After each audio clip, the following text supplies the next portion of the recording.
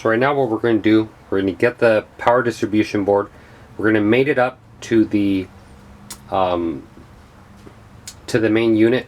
But before we do that, what we're also going to do, before that, we're going to mount, or we're going to solder on the power leads here in the rear. Now that could have been done before you did put on the ESCs. We like to kind of build everything up so we know exactly how long the power lead needs to be. For this unit, we already know the length it needs to be, or the length we think it needs to be. So what we're going to do now, we're going to solder those up in the tabs. Soldering that is the same as soldering your ESC tabs, so I'm not going to show you guys how we do that. I'll show you the length at the end when it's done, just so you can get an idea, but that's what we're going to do right now. So we have the soldered leads, or not the soldered leads, the main power leads here. I actually went my own route with putting my own length on it. Reason for that is I'm going to route it a little bit different. You can, one option to route it and it'll be a lot easier. It's just kind of coming out through the back, keep it really short. Not too short. That's why I like to leave the leads on. Sometimes I do lastly, so sometimes I'll completely undo the frame and then redo the lead, because then I know the exact length I need. Or just do it at the beginning, leave it long, and later just clip, which is what I did here. So the way it's going to be run, it's going to come up through the center to the center of the frame. It's going to come right up through this plate, and lastly up right through here. And at the end, it's kind of hard to imagine right now, but at the end, and flying and seeing Xhover fly theirs, I really saw it was necessary for the power lead to come out of the front, top center of the frame, versus coming out of the tail, because especially with the length given on the battery manufacturer, you start to see where it hits the props, and you know, so on and so forth. So this way, you're going to see a little bit later, more towards the end, but you're going to see why it all makes sense towards the end. Okay, before we introduce the bottom deck onto the frame, I guess you could do this before or after, but kind of a technique we like using here, we like to do before. But anyways, I have here the NACE 32. This is the flight controller. You're going to notice it comes also with quite a few of little pins here that you can use. And a lot of people do use them. The reason for that is they're very easy to work with. But ultimately, this is, once again, a 180 millimeter unit, so it's very small. It actually has a lot of space, you'll see towards the end, but I like to always, if I don't need to use something, we'd rather not use it here. You save on weight, you save on simplicity on the build, and most of all, lastly, the cleanliness. It just looks a lot nicer. So you see a whole mess of pins here. For you guys here that have never used an NACE 32, I'm going to give you guys a rundown, quick brief rundown of kind of how it works. Here you have your motor outputs, motor 1 through 6. Motor 1 starts here towards the center and works out towards 6. Then you have here your input for your receiver. So whatever you tell, whatever signal's coming through receiver, it goes through here. The first two are power and negative, so it gets power. Then you're going to see 1, 2, 3, 4. Obviously I covered the bottom, but on the bottom you're going to see 4, 5, 6, 7, or 7, 8. I believe it goes to 7 or 8. I never use them, so I've never memorized it. But the reason we only use the power and then only channel 1 is we use PWM. And for you guys out there, a receiver that works on PWM only needs 1 servo lead going to it, versus having 5 or 4. It only uses 1. So we take advantage of that. The receivers we use, we're using Taranis radio for this model, so that we're going to be able to use a PWM, so we're only going to need channel 1. And channel 1, through 1 wire, we're going to get all the channels going through it. You guys will see that later. But also another thing, we are not going to use the, let me get them again, the pins here. So you guys may be saying, so how are you going to get everything on? Well, the way we're going to do it is we're going to solder everything on.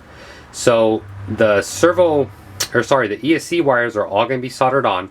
For you guys out there that are aware, whenever you are running typically on the multi-rotor ESCs, you always take out all the red wires except for one of the ESCs. So you can choose any one. We always like to leave it in the number 1, motor 1, the ESC. We like to leave the red wire in there, but the rest we take them all out. Now there's some ESCs you don't have to do that, some you do have to do that. You're going to have to do a little bit of research online to figure out a switching BSC and how those work and how they'll interfere with all of them giving 5 volt to the flight controller. Now I have seen people that'll, they really kind of mind that, and they'll run power. They'll leave the power wires in all the ESCs. Now, it will work, but you run a high chance of the ESC or the BEC side of the ESC overheating and later causing a crash. The way we're going to show you guys is very easy. It works every time, and in theory, all we're doing is just leaving one of the red leads on one of the ESCs, and the rest of them, we're only connecting the signal. So we're going to do that here shortly. We're going to show you guys how we solder it up here to the flight controller. You know, if you guys out there do not want to go the soldering route, you're more than welcome to do the pins. And in the pins, it's the same exact thing. Obviously, it'd be easier because you just connect a pin versus having to solder onto the board. But we'll get to that here shortly. Okay, so right now we're going to mate the motors or the ESCs to the motors. If you are doing the pin layout for the flight controller, be sure you number the ESCs. The way they get numbered is, this is the rear of the aircraft. Where the power leads are, that is the rear. So the way the NACE 32 works, motor 1, motor 2, motor 3, motor 4. Once again, 1, 2, 3, 4. If you are going to use the pins, be sure you label each and every connector. This one you can see it's labeled 1. We're not going to use it, but it is labeled just to show you guys. So this one's labeled 1. This guy here is labeled 2. You can see there with the Sharpie. This one here is labeled 4, and then 3 right here. But we're not going to be using that. A little bit later you'll see why. All we're going to do right now is kind of mate them up together. So getting everything ready. We want to hold all the ESC leads through here. Power leads are fine through there. And the way this is going to work is, we want to feed all these guys up through here.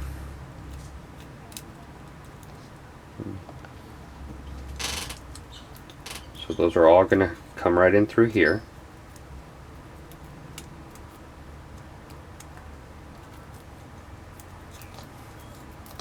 You can see that. And then your power wires are going to feed in right through the rear of that. There's a little rectangle kind of cut out. Bring those right on up. Pull on your ESC wires just to get them up and through.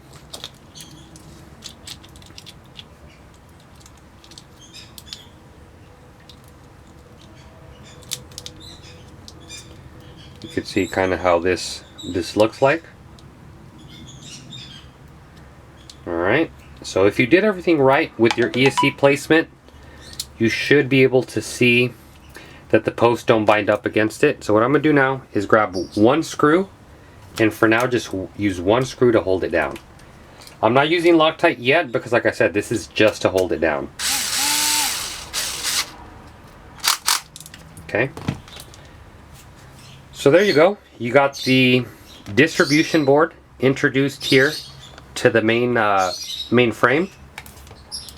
You can see there being held down just with one screw. Obviously we're not going to fly like that. That's just to hold it down for now. You may also notice we haven't yet connected the motor wires. Reason for that is typically we do that when we're up at the computer, because very, very rare will you actually get the rotation right on all the motors. Believe it or not, it's happened once in all the builds we've done here. And trust me, we've built quite a few units, but it's only happened once, so it's a very rare thing. If that does happen, be sure to go buy a lottery ticket that day, because you're really lucky. So like I said, guys, that's the reason we're not plugging in the ESCs and motor wires. We'll do that towards the end as we get closer to going to computer. And once again, we just kind of put one screw in here to just give us an idea. So now that all the leads are coming out, the ESC leads, pull on them. Don't pull on them too much. You don't want to yank on it. Just kind of get them all up and through. You can see here, there's one, this guy, it's kind of being held up. Okay, so there you can see very clean on the bottom. And then we have our power leads also coming up through here. Now, I may reorganize this power lead as we get towards the end. I may have it come in through this side of it, this little guy here. But like I said, that's really no big. It's really easy to reroute them. Since we only have one screw on the bottom, we can just take that out and reroute them. All right, so we have here the flight controller. We're going to get ready to introduce the flight controller to the middle frame, or the main frame, however you want to call it. So we have here the Naze 32. We are not going to be using the pins, so we're going to go the solder route. It's going to be a lot cleaner. You're going to see at the end it's very, very worth it. And to hold down the flight control, I've seen people do different routes. They'll put post here. The problem with the post is 99% of the time you're going to break it in a hard crash. And trust me guys, I know we're all saying this thing's too nice to crash. I'm never going to crash it. I'm a baby it around. But trust me guys, when you see how good this thing flies, you're going to get a little bit carried away. You're going to have a little bit too much fun. And the tree's going to pop out in front of you like they always do. So for that reason is why we don't use the post. Now, on our website here, I don't know if we'll have it when the video is up or maybe after, but Xhover does make a case here for the Naze 32. Now this option is really nice because it doesn't break. You can see here, very strong. You don't have to worry about breaking, and you would just put double side tape on the bottom and just mount it up. Not to mention it looks really nice. But Xhover has them for sale. We're going to have them on our website here shortly. I'm assuming hopefully after this video goes up we should have them. But that's that guys. So what we use here is one layer double-sided tape on the bottom. Same double-sided tape we used. Now if you are using the pins guys, be sure to do 2 layers on the bottom. Reason for that is the pins are going to protrude a little bit, and last thing you want is this making contact with your carbon fiber. So if you're not using pins and doing the solder way, the way we're going to do here, 1 layer is more than enough. And I guarantee this will never ever come off in a crash. If you want to take it off, it'll come off. But in a crash, I guarantee you it will never, never, ever, ever come off. But what we're going to do now is get the placement on that and just show you guys here where we place it. We have the flight controller here mounted up. For you guys that have never mounted a flight controller, you may do a little bit of reading. And it's going to tell you to always mount the arrow facing forward, which in this case it's facing to the left. Reason we're not worrying about that is because in the software, the GUI, whatever you want to call it, we're going to fix that later. But you can see it's mounted up. Try and mount it as perfectly 90 degrees to the frame as possible, because you don't want any weird flying later. A few guys may be saying, well, doesn't it need to be perfectly centered to the frame? The answer is no. We've done a lot of testing with a lot of 250s out there, our own units, other units, and we've tested them with it perfectly centered in the frame. We've tested them a little bit offset. This much offset is not going to affect it whatsoever. I can guarantee you that. So you can offset it, you know, this much forward, and you're not going to have any issues. Not to mention it gives you a lot more mounting, you know, in the rear. So don't worry if it's not in the center. It doesn't need to be in the center. And in theory, if you really thought about it and you saw the accelerometer and the gyroscopes on the flight controller, here, let me get you guys zoomed in, but you're going to see it's not even mounted in the perfect center. So even if you were to mount this in the perfect center, it's going to be offset just a tad bit. So like I said guys, don't worry about that. It's not a big deal. It's not going to fly any different. You're not going to notice any difference whatsoever. You can take my word for that. Alright, so now we're going to get ready here to solder the servo leads onto the main flight controller.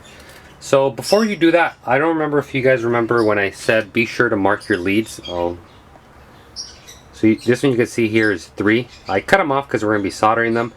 If you're using the little pins, obviously you don't want to cut them. But for our case, we are going to be using the solder on, so no pin. So that's the reason I cut them. Also, when you cut them, be sure to cut them one by one. Reason for that is you don't want to get the motors confused. Remember how we numbered them? So if you cut off motor 4, be sure you don't cut off motor 3 until you're finished with 4. That way you don't get confused. Here we cut 3 and 4 off. I already know which one is which, so I'm not too worried. At the end, we're going to double check everything. So we're going to do here, just like we did on the tabs. Remember guys, we want to, here, let me zoom in to give you guys a closer look. So what we're going to want to do is we're going to want to tin the 4th tab on the signal side. So here you can see, here it says, let me get the knife here so you can see. Oh. This is negative, middle positive, and then signal. Remember, on 3 of the ESCs, typically 2, 3, and 4, we only need signal. So let's tin 4. I can tin them all just to get out of the way. 3, 2, 1, And remember, on channel 1, we're going to be getting everything. So we're also going to be getting power. So you want to tin your power lead, or your power tabs. And there we go. Let me bring that a little bit closer to the camera. But there you can see. Very nice, nicely tinned. They're ready to accept the wire. Alright, so I've confirmed that this one here is motor, or ESC4, right here. So we're going to want to do, this is also very important, when you're doing this small gauge of wire, the number one mistake people do is they put too much heat and it's going to melt back the kind of insulation. So that's where a soldering station really comes in handy, because you can turn down the heat, you know, to about 600, 700 degrees and not really have an issue with it. So we've obviously turned ours down. We're going to tin just the signal wire.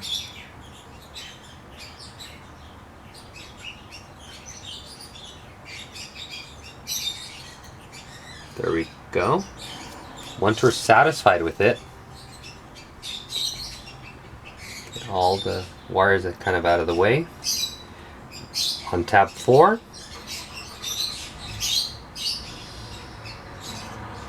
there we go. We're going to hit it. Now let's tin motor. Let's see there.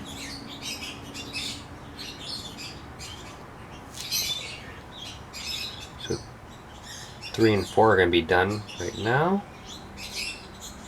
Okay, there we go. So I'll move it up to the camera here so you guys can have a closer look of how that came out. Alright, so we got all 4 of the ESCs soldered up. You can see here it's very clean. The way we do it, it looks actually really nice.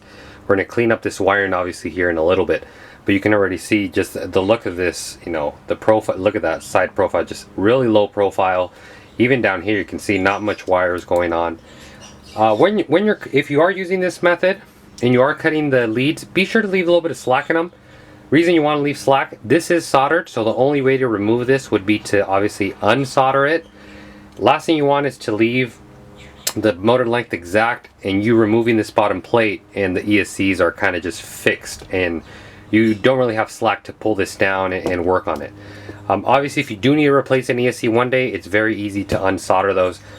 Be sure to also get a pretty small tip on your solder. You don't want nothing too big because then it's going to be pretty hard to solder. But that's that. So what we're going to do right now, we're going to kind of start cleaning up all the wiring here and show you guys when we're done with that. Here the wire is kind of cleaned up. You can see here on the top we have a zip tie. Let me get a little bit closer so you can get a closer look of it. But you can see there, holding that together, nice and clean. And you here see on the bottom deck, also very nice and clean, tons of room. I'm thinking of probably mounting the video transmitter here in the rear, or towards the rear of the unit, of course. And I mentioned earlier, I may move this power lead here to come out through here so I can put the video transmitter right here and just run an antenna extension going right towards the back of it. So that's to be determined still. As I get going here in the video, I'll keep you guys updated. What I'm going to do now is off camera, I'll show you guys when I'm done how it looks, but what I'm going to do is connect the motor wires to the ESCs so you guys can get an idea of how that looks. Screw taken off here on the bottom, so you can see here I can move this. I got all the motor wires plugged in. I'm actually going to run the motor wires right through here. There's a little slot here for a zip tie. I'm not sure if it's for a zip tie, but I'm going to use it to hold the motors down so these aren't dangling everywhere.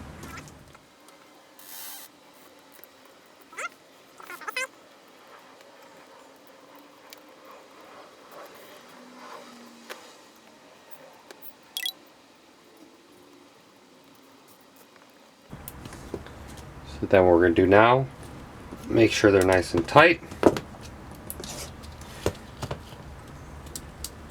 You can see the slack we left on the ESCs earlier, how that pays off. You can easily work on these. You can work on the bottom deck here for ESCs or for, you know, whatever you need.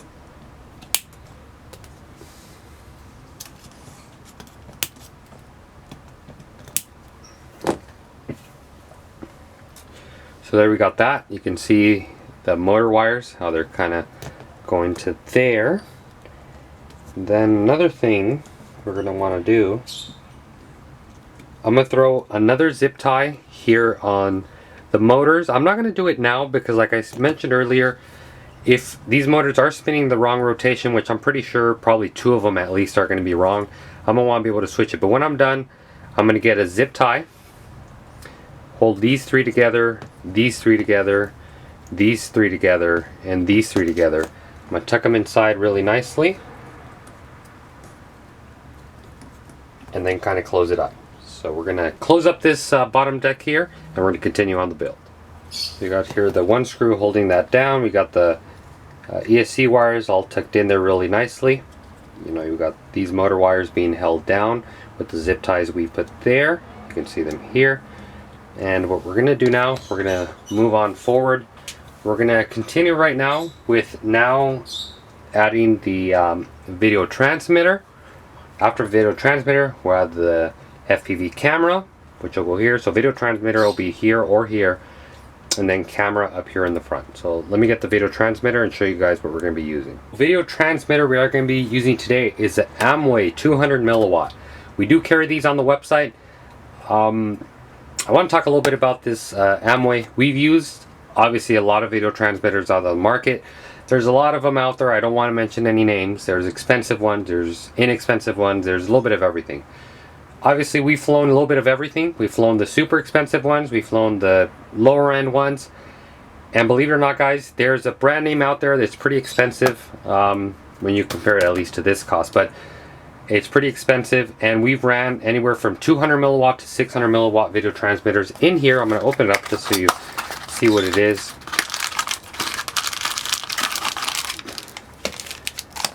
So this here is a 200 milliwatt Amway. I want to take it out so you can get an idea of really how small this thing is.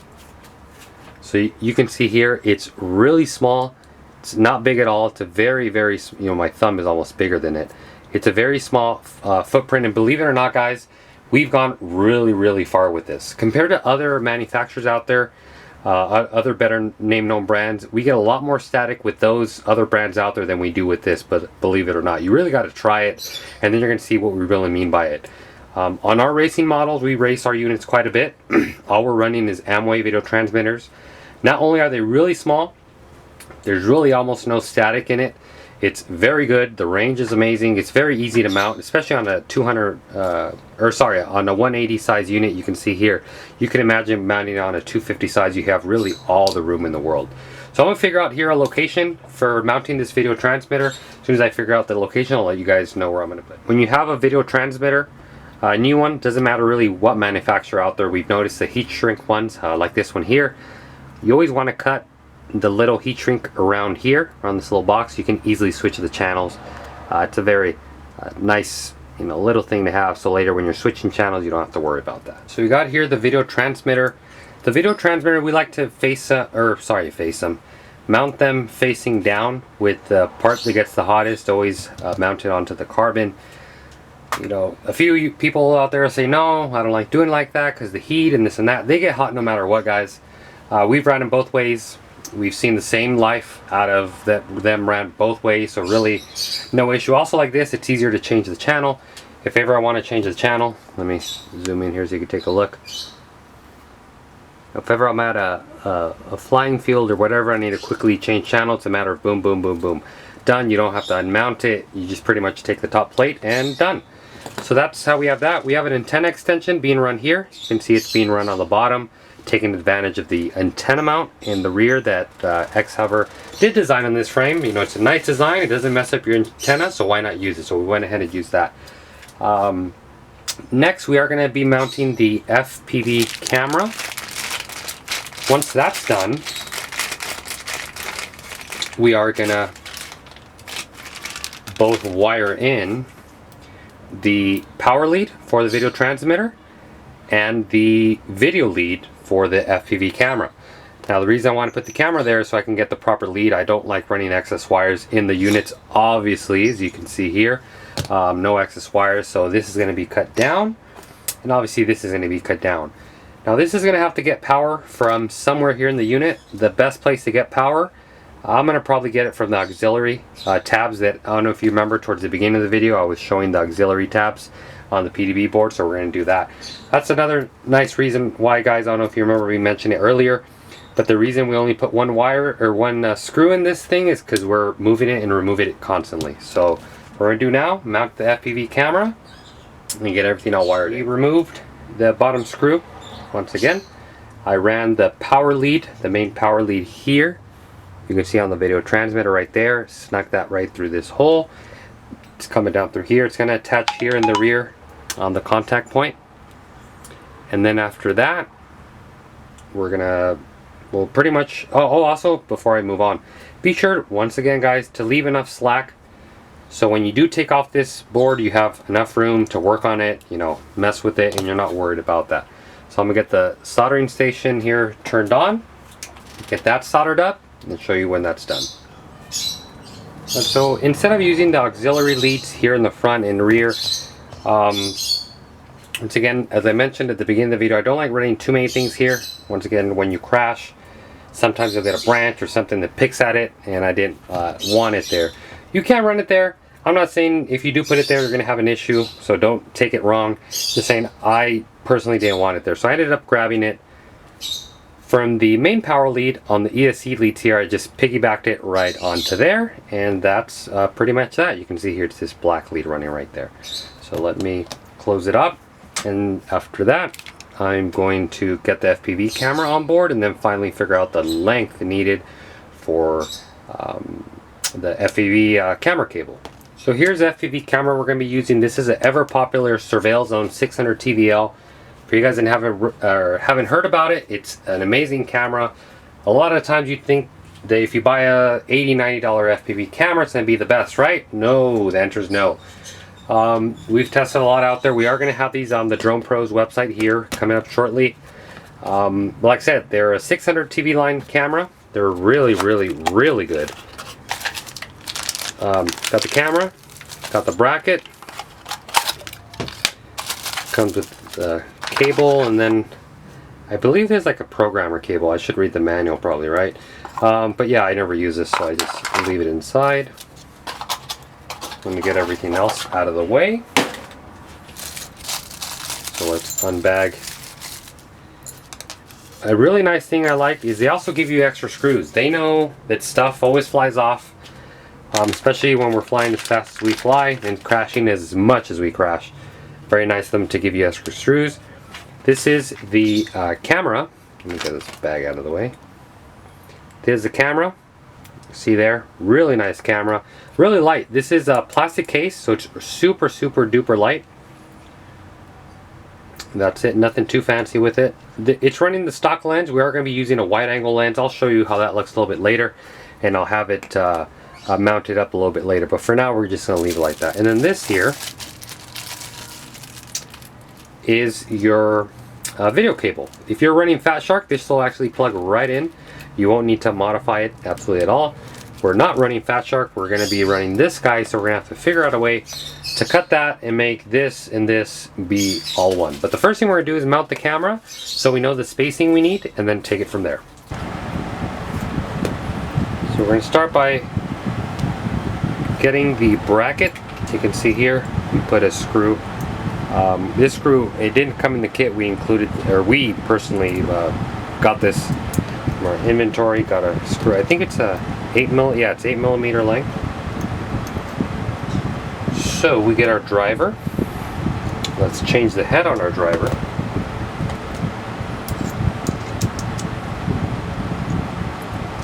And this guy's gonna be right on the bottom here.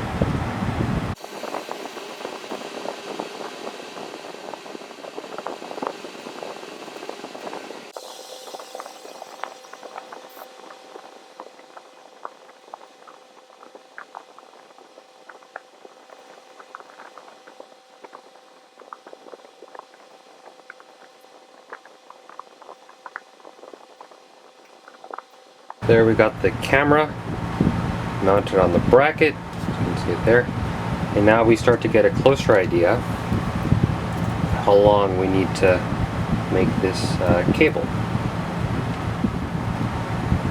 I'll probably use this one here versus this one. Reason for that, this one is shielded with the ground wire on the outside, so it's just going to give you a little bit less noise on the video. So I'll just end up cutting this one and just pairing it up on the very end. So here we have it cut down.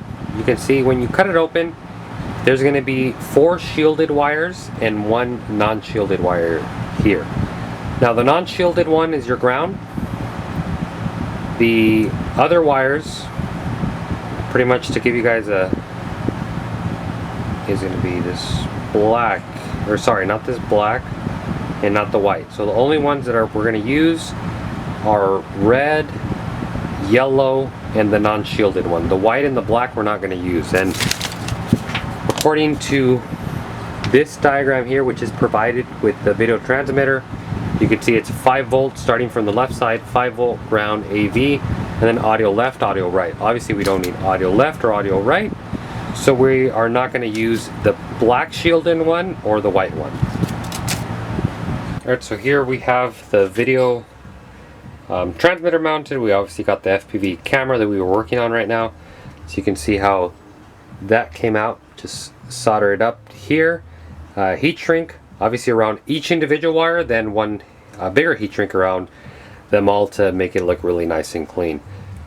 Now that's pretty much how the FPV camera goes. Here you can set your angle, and that's pretty much that.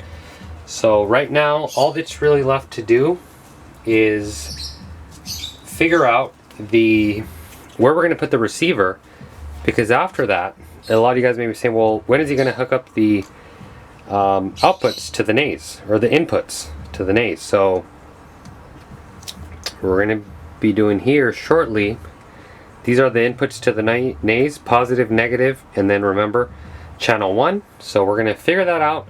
First I wanted to see where we're going to put our radio receiver, because then I'll know how long to make these input cables for the NAYS 32. Here's a radio receiver we are going to be using. It is the FR Sky D4R2. It is running, or it is going to be running, as soon as we're done here, PPM. So what that means is just going to need one cable. It's going to transmit everything. We mounted it to the left side of the video transmitter using our trusty 3M tape.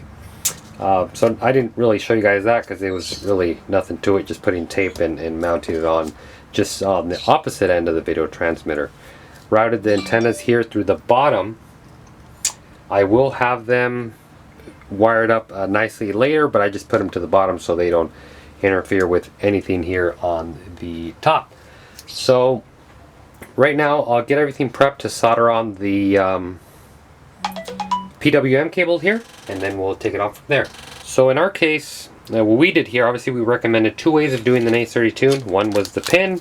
We chose to solder on the direct. You can call it direct in one pin, however, whatever makes sense to you. But we did cut off the servo leads from the ESCs, so we actually saved those. The reason why we saved those, because these are actually going to plug in right into the receiver, like so, like that. Obviously I already know the mapping of this receiver, so I made sure the polarity is right. It's going through channel 1 since it's running PWM, so on and so forth. If you are doing PWM with the D4R2, be sure to piggyback off the signal of channel 4 and 3, so you enable PWM, or else it's not going to work. If you're using another PWM like orange receivers or so on, be sure you follow those instructions to operate PWM. So in theory, I'm going to quickly give you a rundown of what's going to be going down here. This is our, pretty much the receiver is going to get power through here as well as signal, so we got to be sure to solder that right up here to the pins. I'll try and bring in this board that I have here offhand. So you can see the first, let me focus it a little bit better. The first tab there is negative. The one that has a little red dot is positive, and then the channel 1 is a signal. And that's pretty much it. I'll leave the camera rolling here so you can see, again, it's pretty much how we did the distribution board as far as getting the tabs pre-tinned. So we got our solder here turned on, our soldering station. We got our solder right here, and we're just going to pre-tin the first 3. 1, 2, 3. Okay.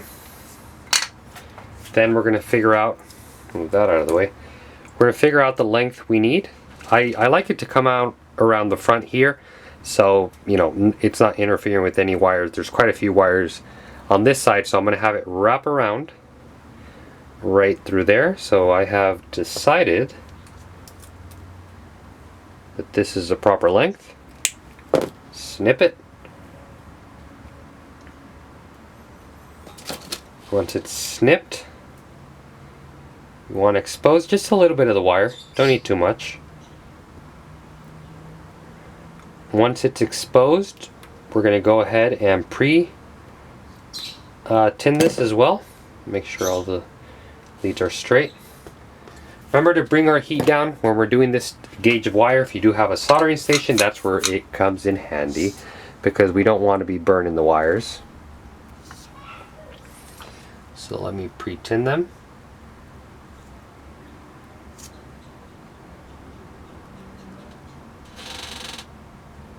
Okay, that'll do. And then what we're going to do now, we're going to connect them. Remember guys, starting on the left side of the pin here, or I'll bring it up to the camera here. The very left first tab is negative. The one that has a little white dot is positive, and then the one that has channel, or the one that says number 1, is going to be our signal. So depending on what type of servo lead you're using, it may be a little bit different, but not too different. So I'm going to wire that up here. So the very first one we're going to grab is going to be, actually we'll start on that end because it's just easier to solder like that. 1, and then our red, and then our ground. This one's fighting me a little bit. Okay, so there you can see the lead here that's soldered. Very nice solder job, you can see there. Doesn't look like peanuts, looks like a hot glue when you let the glue dry, and it just kind of sits down really nicely. So I checked polarity. I've checked about 3 times now, looked it over. I've checked polarity here on the receiver. It's negative, positive signal, negative, positive signal, negative, positive signal. So everything looks good. I'll probably put some hot glue down, maybe, maybe not, so this is not flopping around. But that'll be very simple. That's not a big deal. I'll just hold it down right there, or I'll probably just hold it down up here. It doesn't really matter how, or if you do it, just as long as it doesn't get in the way of the props. So we're starting to get here towards the final stages of this unit. Really all that's left now is to put on the top plate. Remember, now that we're going to start finalizing everything, you want to make sure you start putting your thread locker down. So we're going to start looking over the whole unit. I already know what I have thread locked and what I haven't. There's a few things that I'm not going to thread lock, at least not yet, for various reasons. But there's a few of them I actually can thread lock. So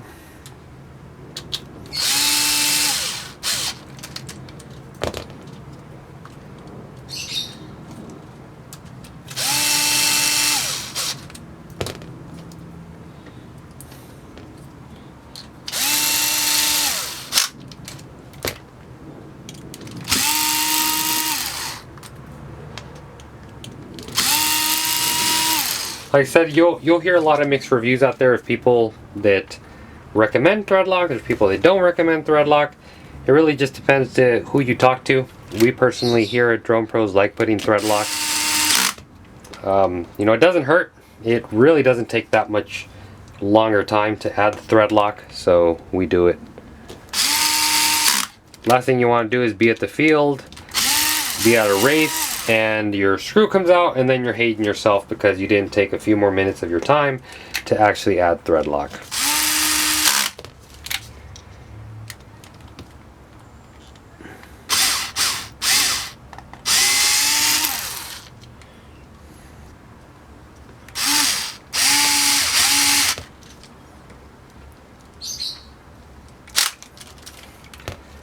Okay, so we got those. Right now we're going to slide these longer screws here, you can see, are for these posts in the front. They come all the way and thread all the way through that, and then they thread through the top of the unit as well.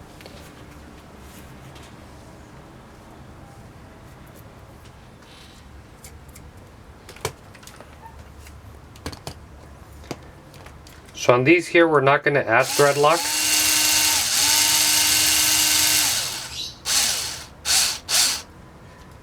Just because by nature how this was designed, it doesn't really need the thread lock because it's kind of locking down in two ways.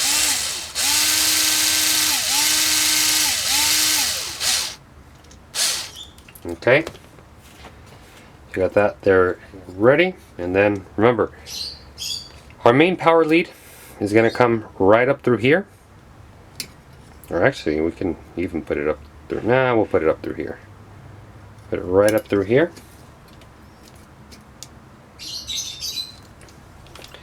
We're going to hold down, bolt down the front. There we go.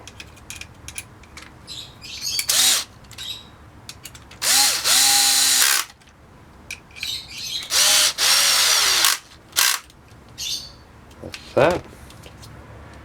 For these little guys in the rear, we're going to add very little Loctite, not too much. With Loctite, guys, a little will go a long way. Trust me on that. All it takes is a little small drop. I'm going to thread lock these guys.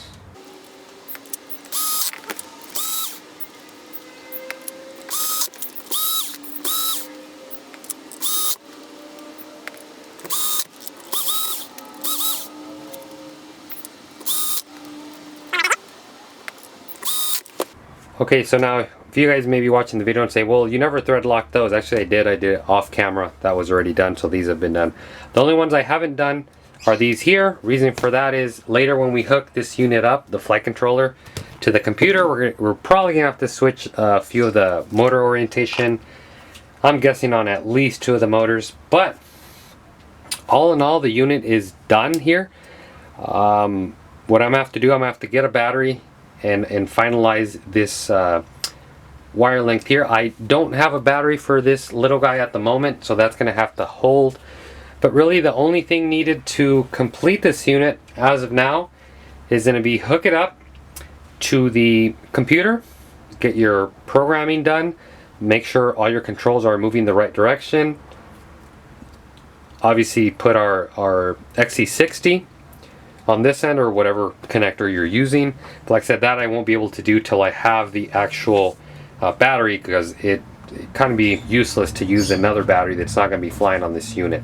Also remember, guys, this video transmitter is alive as far as power, so whenever plugging in power to this guy, you don't want to fry it. Be sure you have an antenna.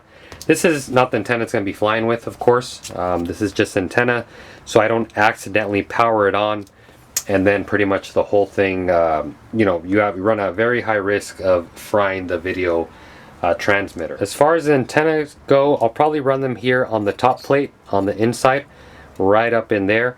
I don't want to run them here on the bottom. Why? Because that's the first thing that's going to hit. Last thing I want is my radio receiver getting damaged. So I'll get that. I'll get all that done. I really think that concludes the build video on this unit. There's, like I said, there's a little things I still need to get done, but I really don't believe you guys really need to see how I route an antenna and how I put a connector on this unit. I can make a video later on how to hook it up to the NACE32 and how to program it to your radio. If that's something you guys would like, please leave a comment on the box below. I really hope you guys enjoyed this how-to video, how to build your MXP 180. If you guys are watching this video, maybe you're trying to build a different unit, the same techniques will apply for a bigger unit, smaller unit, whatever have you. It's pretty much the same technique being done all over again. But I really hope you guys enjoyed this video. I hope you learned a lot. There's a few techniques. I know I talk a lot, but I like to share as much as the knowledge I've gathered over the 15 years of doing RC. I really hope you guys were able to pick up at least a little bit on there. If there's something I didn't cover or something you'd like explained a little bit more, you can send us an email, dronepros@gmail.com. You can always, of course, leave a comment on the box below. I really hope you guys enjoyed the new Xhover MXP 180 by Xhover. We are going to carry this model on our website. If you maybe saw this video and you absolutely love the way we built it and how clean the unit came out, but you're saying, you know what, it's just really not for me. I don't want to build it. I'd rather pay someone that knows what they're doing, a company that knows what they're doing, and just have them build it. By all means, we're going to have these units up on the website. You're more than welcome to order a unit. Send us an email. You know, maybe you want to use some different FPV and you want us to build it maybe with a different flight controller. We're very flexible. We can put different equipment and build them to different completion level. I mean, if you really wanted, you can send us an email and we could even build these units ready to fly with a radio, you know, receiver, charger, battery, whatever you need. We can get them going at that completion level. So once again, guys, thank you very much for watching today's video. I know it was really long, but I tried to cover everything on how to build this unit from start to finish. As always, guys, thanks for watching. Till next time.